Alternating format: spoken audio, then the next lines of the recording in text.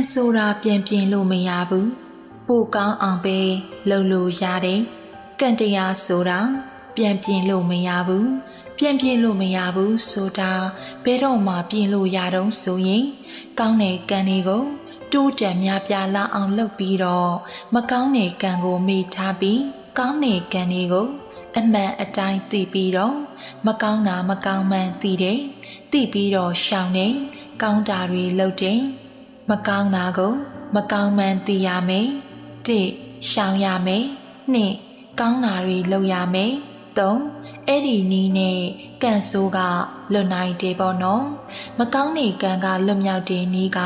အဲ့ဒီနည်းပဲမကောင်းမှန်သိရမယ်ထပ်မလုပ်ရဘူးရှောင်ရမယ်ကောင်းတာလုပ်ရမယ်အဲ့လိုဆိုရင်တဖြည်းဖြည်းဒီမကောင်းတဲ့ကိုလှုပ်ခဲ့တဲ့အကုသိုလ်ကံ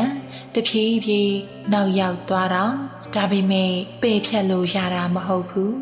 ကျေးဇူးတော်ရှင်ဗမောက်ခချုပ်ဆရာတော်ဘုရားကြီးဒေါက်တာအရှင်နန္ဒာမာလာဘီဝင်းသားဟောကြားတော်မူခဲ့သောတရားတော်ကို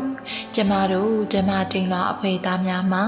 ဓမ္မဌာနအနေဖြင့်ပြန်လည်ပြီးတော့မျှဝေလိုက်ပါရရှင်